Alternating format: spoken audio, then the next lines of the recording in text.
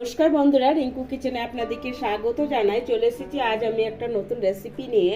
আজকের রেসিপি হচ্ছে ল্যাংচা মিষ্টি। মুড়িগুলো অনেকদিন থাকার কারণে নরম হয়ে যায়, সেই মুড়িগুলো ফেলে না দিয়ে এভাবে ল্যাংচা বানিয়ে নেন।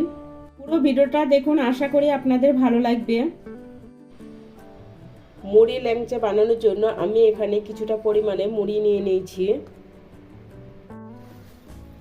মুড়িগুলো নরম আছে, তার জন্য আমি শুকনো কড়াইতে ভেজে নিব। গ্যাসের উপর কড়াই বসে দিয়েছি। এবার আমি মুড়িগুলো দিয়ে দিলাম। 2-3 মিনিট নাড়াচাড়া করে মুড়িগুলো আমি ভেজে নিব। মুড়িটা ভেজে নিয়েছি, এবার আমি একটা পাত্রে নামিয়ে নিব। এবার আমি মুড়িগুলো মিক্সিতে গুঁড়ো করে নিব।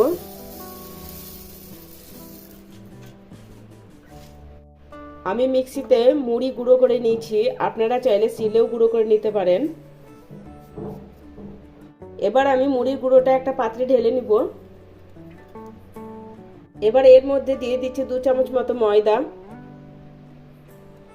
আর দিচ্ছি অল্প একটু বেকিং পাউডার, সামান্য বেকিং সোডা, আর দিয়ে দেব 4 চামচ মতো গুঁড়ো দুধ।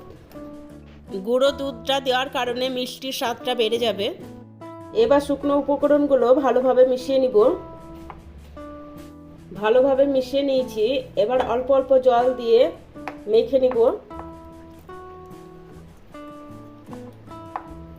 আমি এখানে জল ব্যবহার করছি, আপনারা চাইলে দুধ দিয়েও মেখে নিতে পারেন।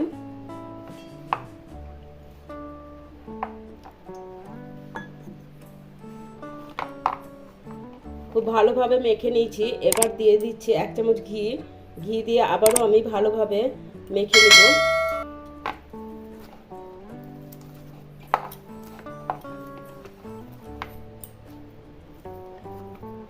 ঘি দিয়ে ভালোভাবে মেখে নিয়েছি। ঘি দেওয়ার কারণে ডোটা সফট হয়ে গেছে।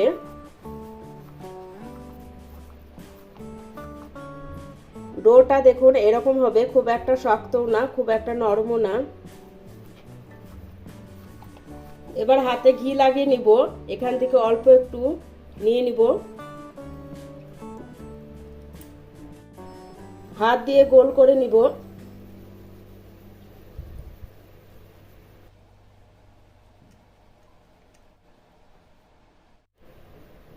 এবার একটু লম্বা করে ল্যাংচা শেপ দিয়ে নিব। এই দেখুন, এইভাবে আমি সব মিষ্টিগুলো বানিয়ে নিব। একই রকম ভাবে সমস্ত ল্যাংচাগুলো বানিয়ে নিয়েছি।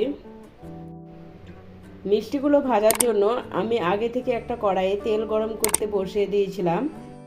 তেলটা গরম হয়ে গেছে। এবার এক একে মিষ্টিগুলো দিয়ে দিব।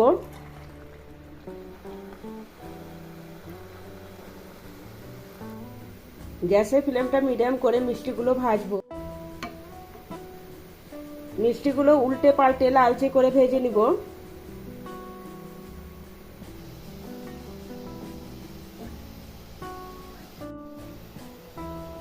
মিষ্টিগুলো এভাবে উল্টে পাল্টে ভেজে নিয়েছি। মিষ্টিগুলো থেকে সুন্দর একটা কালার এসেছে। এবার আমি তুলে নিব।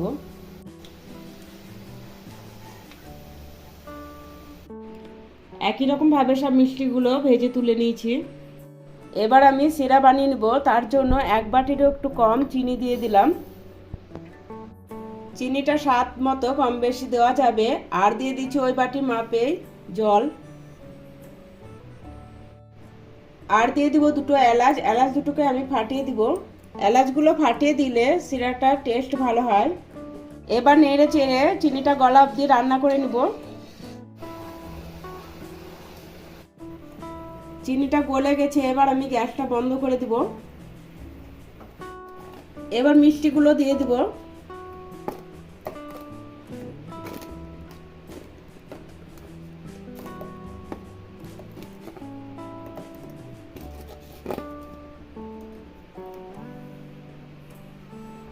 এবার ভালোভাবে মিশিয়ে নিব শিরার সাথে। শিরার সাথে মিষ্টিগুলো ভালোভাবে মিশিয়ে নিয়েছি। এবার ঢেকে 1 ঘন্টা মতো রেখে দিব।